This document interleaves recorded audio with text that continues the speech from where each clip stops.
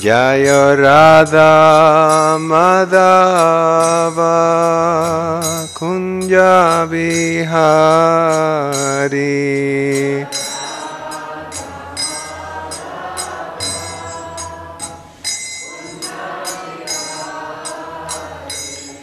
Jaya Gopi Jana Vallabha Girivaradhari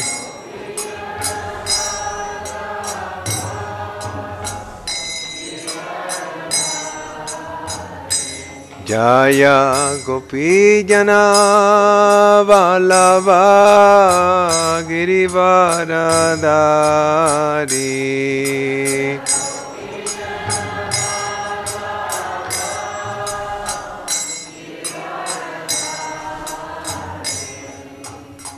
Yashoda Nandana Vraja Janaranjana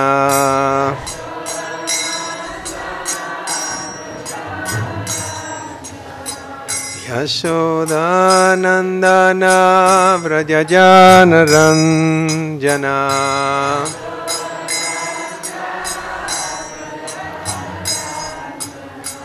Yamuna Tira Vanachari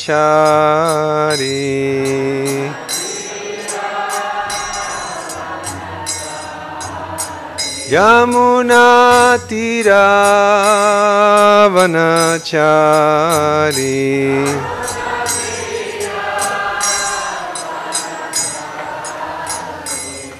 Jaya Radha Madhava Kunja Bihari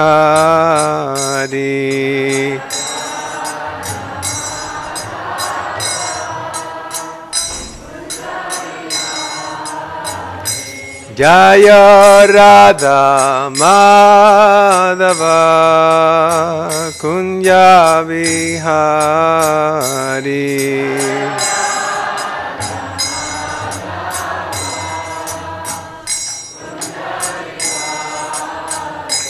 Jaya Gopi Jana Vallabha Girivaradhari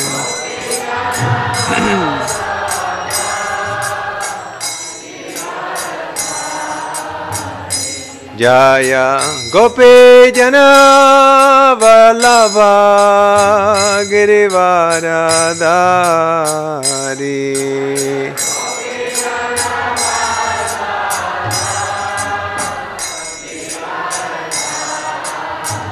Yashoda Nandana Vraja Janaranjana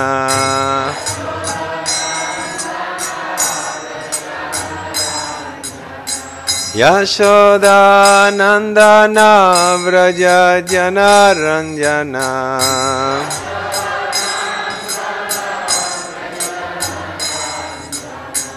Yamuna Tira Vanachari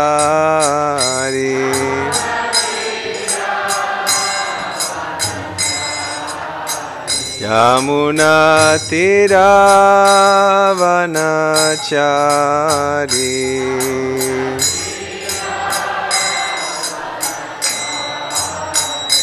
Jaya Radha Madhava Kunja Vihari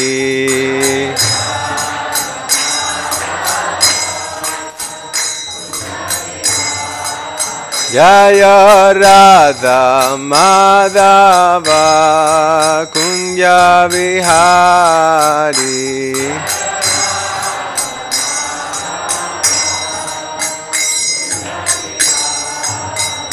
Jaya Gopi Jana Vallabha Girivaradhari Gopi Jana Vallabha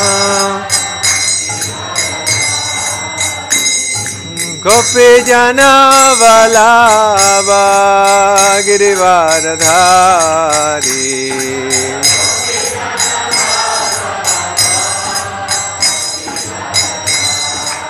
Yashoda Nandana Vraja Janaranjana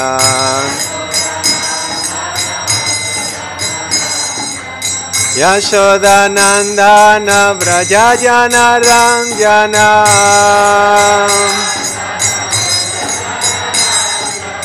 Yashodanandana Vrajajana Ranjana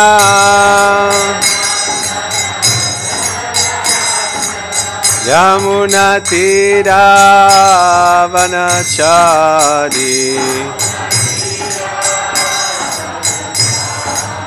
Yamuna Tira Vanachari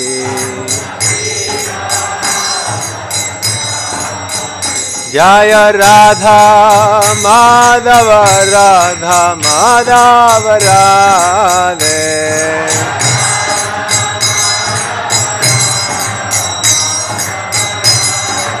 Jaya Prabhupada Jaya Prabhupada Prabhupada Jaya Prabhupada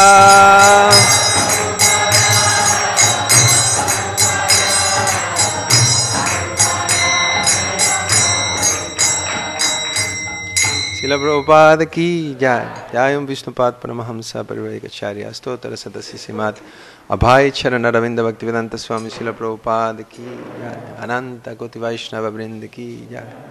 Namacharya Sel Haridas Thakur ki jai. Prem se kaho Sri Krishna Chaitanya Prabhu Nityananda Shri Advaita Gadadhar Sivasadi Gaura Bhakta Vrinda ki jai. Granta Rashi Srimad Bhagavatam ki jai. Nitai Gaura Premanande. All glories to the assembled devotees. All glories to the assembled devotees. All glories to the assembled devotees. All glories to the lotus feet of Sri Guru and Sri Gauranga. All glories to Śrīla Prabhupada.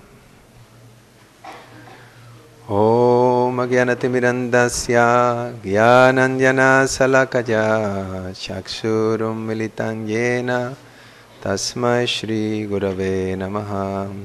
Śrī Caitanya Manobhishtam Stapitan Yena Bhutale Swayam Rupa Kada Mahyam Dadati Swapadantikam Vandeham Shri Guru Siyuta Padakamalam Shri Gurum Vaishnavam Syam Shri Rupam Sagrajatam Sahagana Raghunatam Vitam Tam Sajivam Sadvaitam Savadutam Parijana Sahitam Krishna Chaitanya Devam Shri Radha Krishna Padam Sahagana Lalita Shri Visakam Vitam Sya He Krishna Karuna Sindhu Dinabandho Jagatpate Gopesha Gopika Kanta Radha Kanta Namastute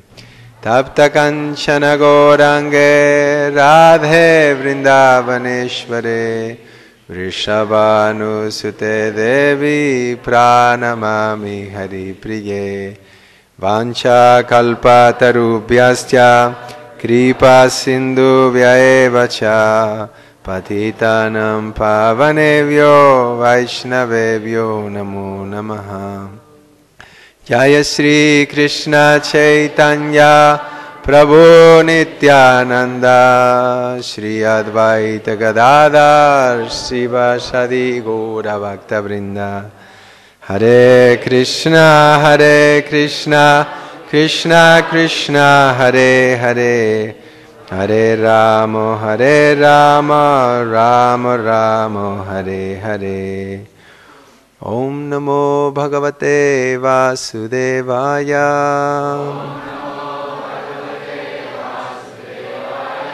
Om Namo Bhagavate Vasudevaya.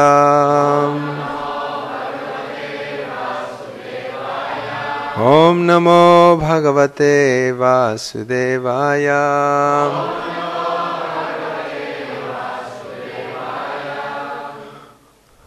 Hare Krishna. So we're reading from Srimad Bhagavatam, 9th canto, chapter 13, text 9. Chapter entitled The Dynasty of Mahārāja Nimi. Yasya yogam na vanchanti Yasya yogam na vanchanti viyoga bhayakataraha viyoga bhayakataraha bhajanti charanam bhojam bhajanti charanam bhojam munayo harimedasaha munayo harimedasaha yasya yogam na vanchanti viyoga bhayakataraha bhajanti charanam bhojam munayo harimedasaha. Bolo. Yasya yogam na vanchanti viyoga bhayakataraha bhajanti charanam bhojam munayo harimedasaha. Yogam na vanchanti viyoga bhayakataraha bhajanti charanam bhojam munayo harimedasaha.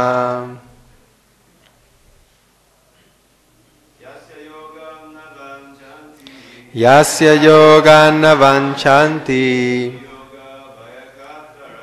viyoga bhayakataraha bhajanti charanam bhojam munayo harimedasaha. Vaishnavis. Yasya yogam na vanchanti viyoga bhayakataraha bhajanti charanam bhojam munayo harimedasaha. Yasya yogam na vanchanti viyoga bhayakataraha bhajanti charanam bhojam munayo harimedasaha. Yasya yogam na vanchanti viyoga bhayakataraha bhajanti charanam bhojam munayo harimedasaha. Yasya, with the body, yogam, contact, na, do not, vanchanti, jnanis, desire, viyoga bhayakataraha, being afraid of giving up the body again. Bhajanti, offered transcendental loving service. Charana ambhojam, to the lotus feet of the Lord. Munayaha, great saintly persons. Harimedasaha, whose intelligence is always absorbed in thoughts of Hari, the Supreme Personality of Godhead. Translation and purport by His Divine Grace, A.C. Bhaktivedanta Swami Śrīla Prabhupada ki. Mahārāja Nimi continued, Mayavādīs generally want freedom from accepting a material body because they fear having to give it up again. But devotees whose intelligence is always filled with the service of the Lord are unafraid.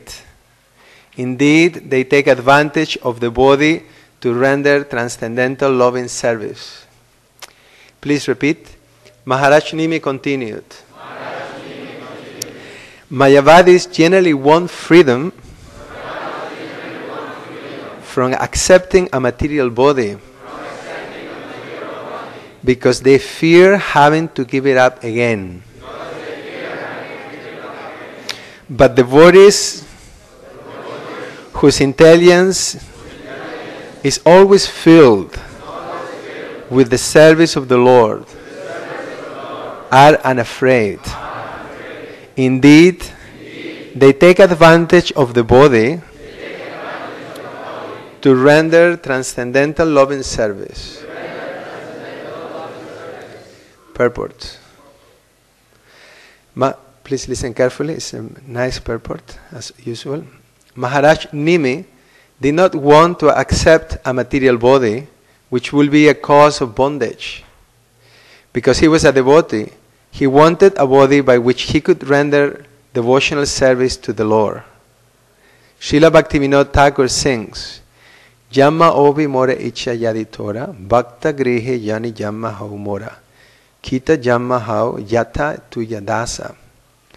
My Lord, if you want me to take birth and accept a material body again, kindly do me this favor. Allow me to take birth in the home of your servant, your devotee. I do not mind being born there even as an insignificant creature, like an insect. Śrī Caitanya Mahāprabhu also said, Na dhanam na janam na sundarim kavitam va jagadisha kamaje mama jammani jammanishvare bhavatad bhakti rahaitu kīṭa-janma. O Lord of the universe, I do not desire material wealth, materialistic followers, a beautiful wife, or fruitive activities described in flowery language. All I want, life after life, is a motivated devotional service to you. Sikshastaka 4. By saying life after life, jammani, jammani, the Lord referred not to an ordinary birth, but a birth in which to remember the lotus feet of the Lord. Such a body is desirable. A devotee does not think like yogis and jnanis, who want to refuse a material body and become one with the impersonal Brahman effulgence. A devotee does not like this idea. On the contrary, he will accept any body, material or spiritual, for he wants to serve the Lord. This is real liberation. If one has a strong desire to serve the Lord, even if he accepts a material body, there is no cause of anxiety, since a devotee, even in a material body, is a liberated soul. This is confirmed by Srila Rupa Goswami. Iha yasya harer dasye karmana manasagira nikila swapya vastasu jivam mukta sa uchyate. A person acting in Krishna consciousness, or in other words, in the service of Krishna, with his body, mind, intelligence, and words, is a liberated person even within the material world, although he may be engaged in many so-called material activities. The desire to serve the Lord establishes one as liberated in any condition of life, whether in a spiritual body or a material body. So what establishes one in a liberated condition of life? The desire to serve the Lord. In a spiritual body, the devotee becomes a direct associate of the Lord. But even though a devotee may superficially appear to be in a material body, he is always liberated and is engaged in the same duties of service to the Lord as a devotee in Vaikuntha Loka. There is no distinction. It is said, Sadur Jivo Ma Marova. Whether a devotee is alive or dead, his only concern is to serve the Lord. Tyatva deham punarjanma naitimam eti.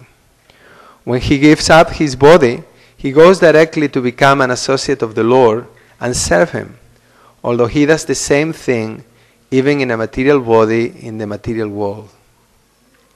For a devotee, there is no pain, pleasure, or material perfection. One may argue that at the time of death, a devotee also suffers because of giving up his material body. But in this connection, the example may be given that a cat carries a mouth in its mouth and also carries a kitten in its mouth.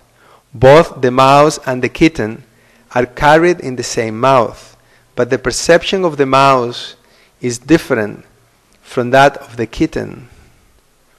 When a devotee gives up his body, tyatva deham, he is ready to go back home, back to Godhead. Thus his perception is certainly different from that of a person being taken away by Yamaraj for punishment. A person whose intelligence is always concentrated upon the service of the Lord is unafraid of accepting a material body, whereas a non-devotee, having no engagement in the service of the Lord, is very much afraid of accepting a material body or giving up his present one. Therefore, we should follow the instruction of Chaitanya Mahaprabhu, Mama jammani jammanishvare bhavatat bhaktir ahetuki tvayi. Now, conclusion of the purport. It doesn't matter whether we accept a material body or a spiritual body. Our only ambition should be to serve the Supreme Personality of Godhead. Hare Krishna. So seeking the blessings of the Vaishnavas, especially my teachers are here sitting, senior Vaishnavas. So the consciousness of a devotee is being described in this verse. And the context is that Mahārāja Nimi was going to be given a body by the sages. And in the previous verse, he's saying, well, I don't really... What is it?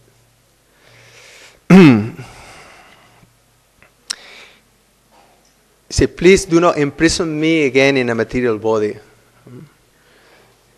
But now in this verse, Mahārāja Nimi is clarifying the position of a devotee. And a devotee doesn't mind actually taking a material birth. Why is this? Because for a devotee doesn't fear any condition of life, because the focus of a devotee is what? According to the purport. He has only one ambition. And what is that ambition? His service to Krishna, his serving to the Lord. So regardless of whatever situation he may find himself in, he is satisfied. And again, this is a very high consciousness. It's not like a very easy to attain to this situation. But this is the message of the Bhagavatam. The Bhagavatam is aiming at transforming our hearts, changing our hearts from material to spiritual. It says that it's meant to bring a revolution in the impious life of this world's misdirected civilization. So what is that revolution in the heart that needs to take place? The revolution is from God-centered, from self-centered, from me being in the center, to God-centered. And many, many different stories are given to illustrate the principle that actually the only way by which we can become peaceful, and not just even peaceful, but blissful and ecstatic, is when we act for the pleasure of Krishna.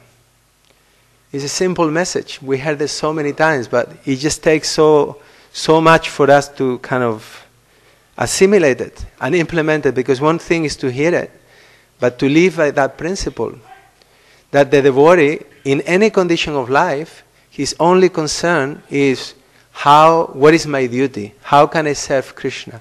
How can I please Krishna?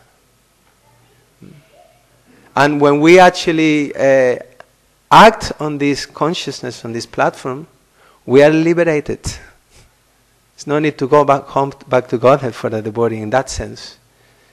Because his consciousness creates that spiritual atmosphere. So, and this is the highest goal. There is nothing, there is no higher attainment in life than to develop a relationship with Krishna. Is the priceless, the matchless gift. And why is this? Because actually this is the only thing that is going to satisfy our hearts. And therefore, the whole Bhagavatam is full of these like extreme stories where we can see how the devotees became those who were fixed in the service of the Lord remain unaffected by their situation. And Kali Yuga particularly is designed in such a way, material nature for that matter, that we're constantly being faced with perplexity and with, I would say, like drama or very extreme situations. I'm sure that everyone sitting here has their own story about what goes on in life. And the whole point of the Bhagavatam is actually teaching us how to respond to these situations. And how do we respond to these situations? Narayana, the Bhagavatam itself, Lord.Siva, he is explaining the quality of a devotee when Chitraketu, he was cursed by Parvati. He had not really done anything wrong. He just more or less kind of joke, appreciating Lord.Siva, because Lord.Siva was preaching to the sadhus and he had Parvati on his lap. And he made a comment like, how wonderful this is, that he's preaching detachment while he has his partner on his lap. And Parvati took this as an offense to Lord.Siva, and she cursed him. And then Chitraketu accepted the curse. She took it. And then Lord.Siva, he said that, what is it? Narayana parasarve, nakutaschana bivyati, swarga pavargan narakeshu, api tulyarta darshina. It says that the devotee doesn't fear any condition of life. For him, going to heaven, living in this world, or going to hell doesn't make any difference. Tulyarta api darshana. It means that basically they all have the same value. So the devotee is not concerned with the external situation. It's all about his internal life. It's all about the relationship we have with Krishna. It's a simple principle. I remember this point when I was told that actually if we want to change our world, then we have to change our hearts.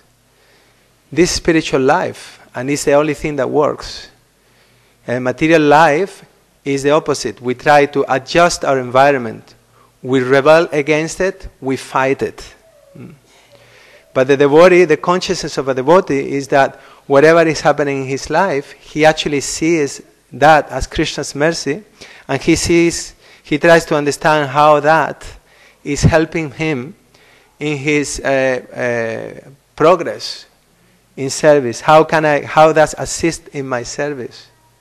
And therefore, he can be peaceful in any condition of life. He doesn't aspire for any material situation. He has understood, realized that actually the only thing that brings happiness, the only thing that brings satisfaction, what I'm meant for actually, because even that, the soul is by nature pleasure seeking. We are looking for pleasure, but the devotee is actually is our nature. to serve Krishna. And when we act according to our nature, we feel satisfied. So therefore, the devotee having realized this, that he is not, he doesn't fear any condition of life. Nakutaschana bibhyati. No fear. We are the conditioned living entity in the material world is in constant fear. Why? Because we have so many material expectations, and also because to some extent we don't fully trust Krishna. Yeah, if you have full trust in Krishna, then why will you fear? That's the point, the meaning of Narayana Parayana. That the devotee has only one shelter. And who is that shelter? Is Krishna. And he fully trusts him.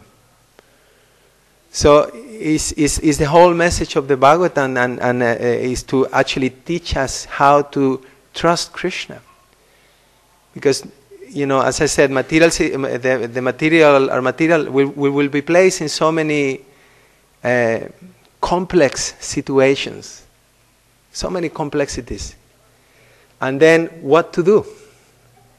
What do we do when we are in a complex situation? We have various choices, right? But the choice that the Bhagavatam is recommending is that we trust Krishna. We follow his instructions. We try to please him. Even though that may bring some inconvenience in my life, even though some people may not appreciate, still, I will do my duty, which is to please Krishna. And if I do that, everything will be fine. Everything will, I will be protected. Narayana. But again, it's a gradual process. To come to this platform takes time. And we're put through all these tribulations in order to learn this. And how do we actually apply? Actually, even in the Bhagavatam itself is another verse. Muktanang apisidanam narayana prayana. It says that out of many millions of liberated souls, only one actually becomes Narayana Parayana. Only one actually takes complete shelter, is fully surrendered to the Supreme Lord. And Madhvacharya explains there that it says that it's 90 million demigods and 70 million sages. And out of all those, only a few are Narayana Parayana. So it's a very lofty goal. But even the Bhagavad is what we aspire for, and what is available for us actually if we follow the process given us by Śrīla Prabhupada. We can actually invoke Krishna's mercy and Krishna's protection by following the instructions of the spiritual master when we embrace this. And this is also part of taking shelter of Krishna. Narayana Parayana. Prabhupada said, get up in the morning, 4 o'clock. He said many places in his books, everyone should get up at 4 o'clock in the morning. This isn't say just brahmacharis or grihastas or sannyasis. No, he said everyone, get up, attend Mangalarti, chant your 16 rounds. If we follow these simple instructions in this life, we will gradually realize this point, that the only thing that is going to actually bring me happiness is when I act for the pleasure of Krishna without any motivation. Savai pumsam paro dharmo, yato bhaktir adoksaye, ahai tukīya pratihata, yayatmasu prasidati. The supreme occupation, the topmost dharma, is that by which all men can attain to love in devotional service to the Supreme Lord. Such devotional service must be unmotivated and uninterrupted in order to completely satisfy the self. So this point of unmotivated is so difficult. And it's so difficult because we're conditioned, really. Because actually when we do it, it's the happiest thing. And I was just thinking that Prabhupada actually explains in the 5th chapter of the Bhagavad Gita. There is very, very beautiful verses towards the end of the chapter. And he is describing there the consciousness of the devotee, actually. The devotee who has attained perfection. And he's saying that he is free from doubts, and he is acting for he finds his happiness within. Happiness comes from within. He's not looking for external happiness. It's beyond the dualities of illusion and misgivings, and finds his happiness within, and is acting for the welfare of other living entities. And it's a series of verses. So the one point being made there also is that those who are wise, they do not get engaged in sense gratification. Yeah?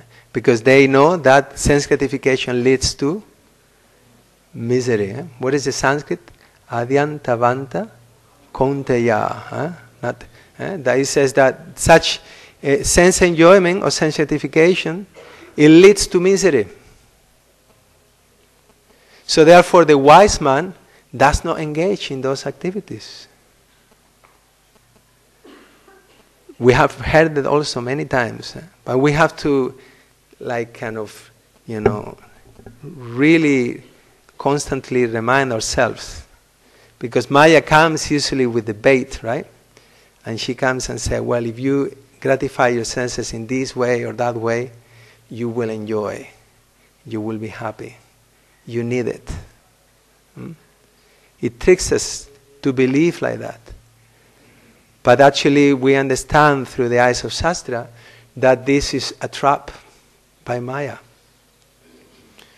Sense gratification leads to misery. And on the other hand, devotional service leads to unlimited, unbounded happiness, beyond what we can even conceive. So, therefore, the devotee, we aspired for this. And whenever the opportunity for sense gratification comes, we have to remind ourselves that this is not going to bring happiness. Because I am not this body, I am not these senses, I am not this mind, I am the soul. And the soul can only be satisfied by coming in touch with Krishna. There is, as I said, when we connect with Krishna, there is nothing that brings higher happiness. So therefore, in order to actually give us this lower type of enjoyment, we have to get a higher taste in Krishna consciousness. We have to become intellectually convinced that material life leads to misery, and at the same time, we have to develop this higher taste, cultivate this higher taste in Krishna's in devotional service. And how do we get the higher taste? Generally, the way to get higher taste is by associating with senior Vaishnavas and through surrender. Actually, the surrender part is what brings that higher taste. I was just thinking today that coming into that platform, trying to meditate of times in life where the material external situation appeared to be very not so satisfying, but actually I was happy. And those who are out in book distribution may have experienced this many times. That, I remember I was doing the marathon this Christmas, and there was one day it was raining all day. It was very, very horrible day, and people were very unfriendly and nasty, and it was one person after another. So for 1 hour, I stopped one person, very nice man, but one person. Second hour, one person. 60 minutes, they look like an eternity, 12 years or more, when no one stopped him. But I remember at one point I thought, well, actually I'm satisfied. What's the big problem, I'm liking doing this. And I continued, and for another hour, nothing was happening. So the higher taste came. And at that point you get actually the realization that actually, what I expect that is happiness, it is not. What was my expectation that day? I've chanted my rounds very diligently, and I went out like as early as I could, carrying like a trolley full of books. And my expectation was that, yes, all the books will go out and everybody will be very, friendly. But they were not. And I still was satisfied by doing that. And of course, some people in between came along, and somehow Krishna, at the end of the day kind of sent many people and the books went out. But it's a simple point that happiness lies on pleasing Krishna. It doesn't lie on pleasing myself. We all have first-hand experience of this, and we join the movement because of this. We surrender at one point, and we got a higher taste. And that surrender is not like a one-time event. We have to keep practicing that art of surrender, blissful surrender. And the taste will come. We actually will come to realize, like here, we have the example of Chitraketu. What worse can be? He was, cursed to become a demon, and he didn't complain. What other stories there in the Bhagavatam? Jat Bharat. Jat Bharat is there, and is being like abused by all his family members. We will traumatize. Just if one family member is nasty to us, we become so disturbed. Never mind your whole family.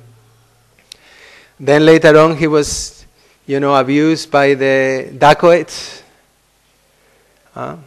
He was put by his family members on the middle of the field to just like, what do you call that? I forgot.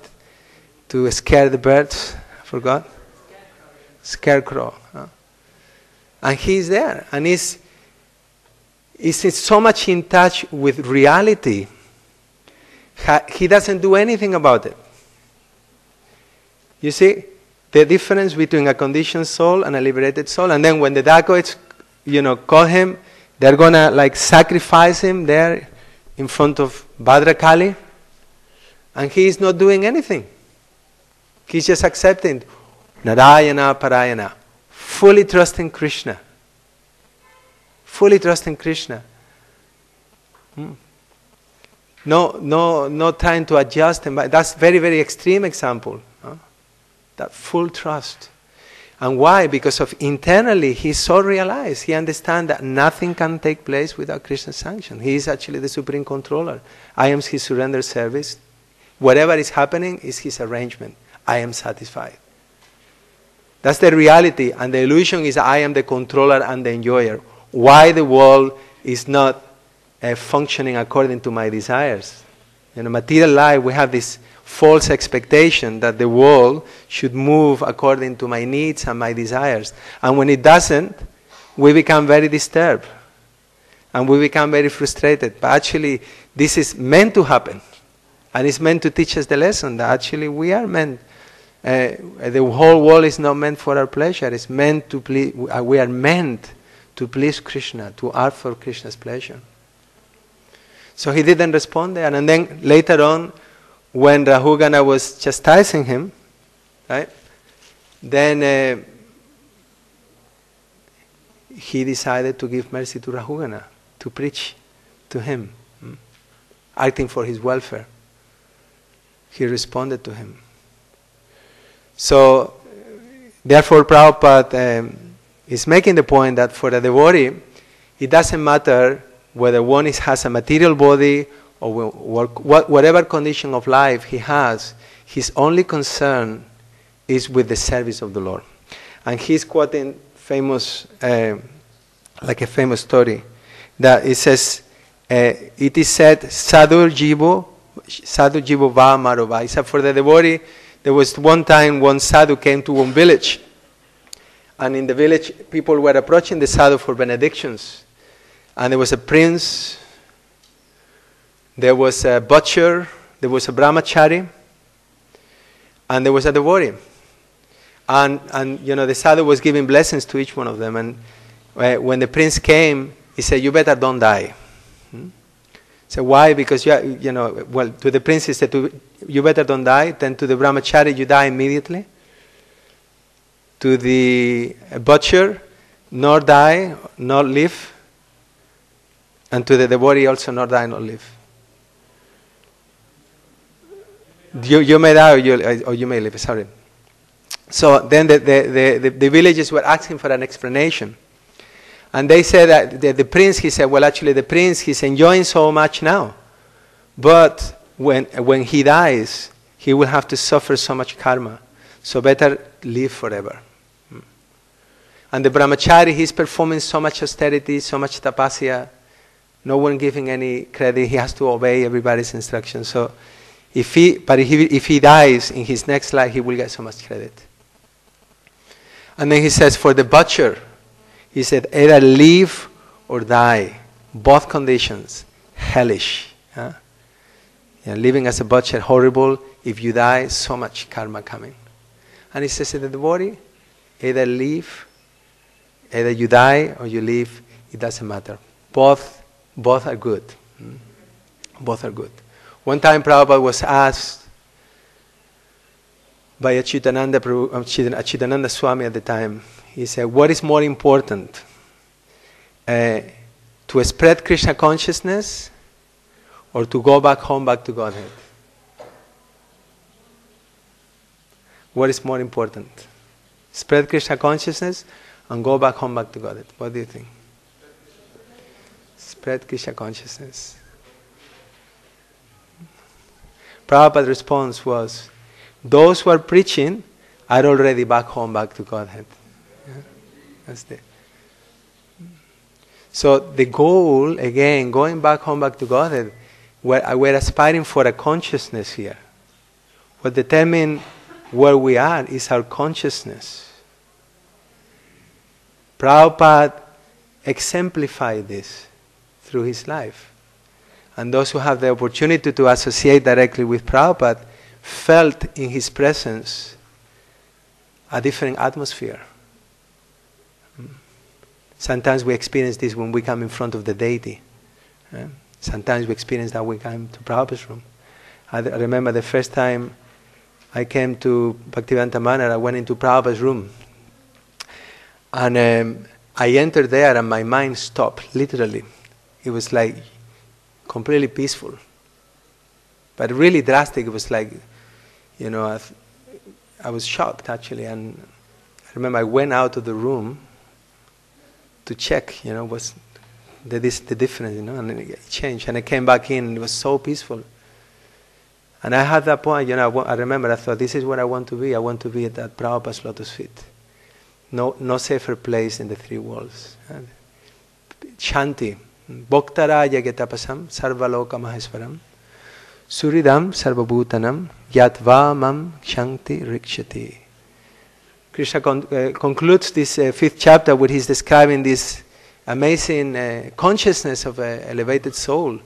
And he says that, what is the formula for peace? Bhoktaram yagya tapashang. He says that one actually understands that the ultimate beneficiary for all activities, even if you are into doing karma kanda activities, the ultimate beneficiary is Krishna. If you are into performing tapasya, who is the beneficiary also? Tapasya is meant for the Supreme Lord. And if you are a yogi meditating on the Super Soul, sitting within the heart, acting as a friend to all living entities, who is actually the supreme friend to all? It's Krishna. So when one understands this and acts according to this platform, as I said, trusting Krishna.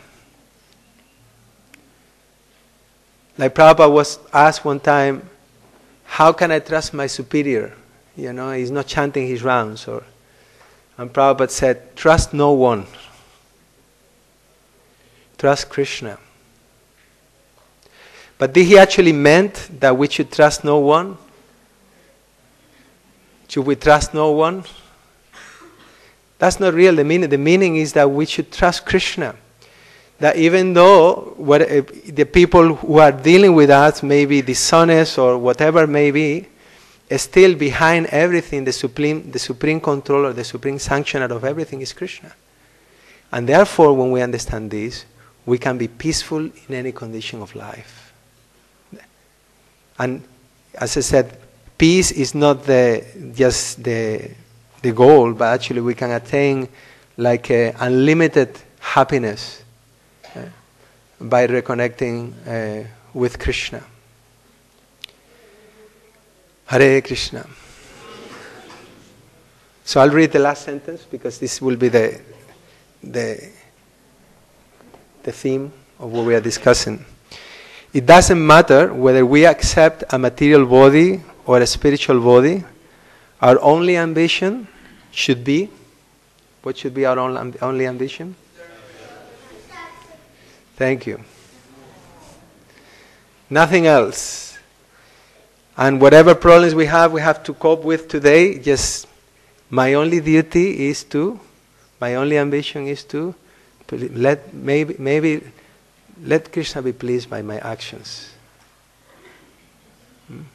And again, I was just telling you about the story in Sankirtan that, this is our life. I'm just telling my thing with book distribution, but we experience this in devotional service, that a typical day in Sankirtan is that you go out and then you go through a whole turmoil where people are stopping or not stopping, and gradually you come to the point to understand, actually, I can do nothing. I can do nothing. It's totally beyond my control. All I can do is try to please Krishna. But I cannot manipulate, I cannot convince people to take books. It's just Krishna turns the switch, it happens. If he doesn't, it doesn't happen. And when you come to that platform and you just actually do it in that mood, that I'm totally dependent on Krishna, it becomes the most satisfying experience. And that applies to any service we're performing, to the degree that we're trying to control and adjust and make arrangements for my own situation and what I'm getting out of it. And I am, the priority and the enjoyer of the results. So much anxiety, so much tension. Drop all that and act for Krishna's pleasure, put our ambitions and desires aside, then real happiness within. And this is the practice of Krishna consciousness. Come to that platform that is not for me, it's for Krishna. Therefore, the devotee doesn't fear any condition of life. Why? Because it's not for me, it's for Krishna. So whatever condition of life, I can still serve. Fear comes because we have a desire to enjoy, we have a desire to control. We want to become fearless, we want to become free from the dualities of the material world, then we have to give up this propensity to enjoy the material world. Thank you very much. So we have a few minutes for questions, if anyone, or comments. Maybe the senior Vaishnavas would like to add something or some correction to what I said.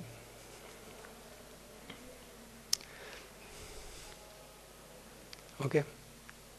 No questions? You all accept it? Okay. This fear comes because we are in material world. If you convert this material world into the spiritual world, like this purification process, then fear will go out. Right? Yeah. Good. Thank you. That's a nice conclusion. Śrīla Prabhupada ki. Grantharaj Srimad Bhagavatam ki. Yanitai Gora Premanande.